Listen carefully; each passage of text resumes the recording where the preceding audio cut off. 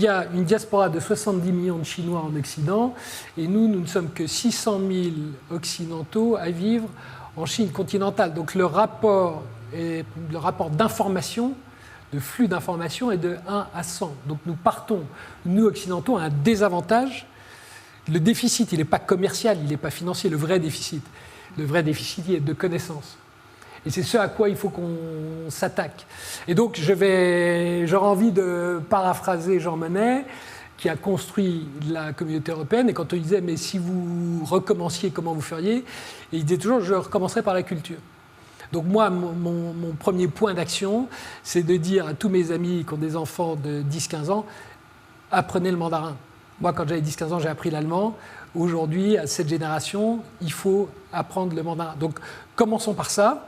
Et puis ensuite, commençons par créer la confiance que vous avez mentionnée précédemment.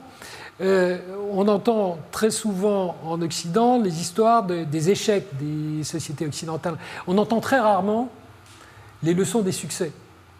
Et donc, il faudrait que le gouvernement chinois et les gouvernements européens travaillent à, je crois, faire plus de communication autour des succès européens en Chine, parce qu'il y en a beaucoup, contrairement à ce qu'on croit.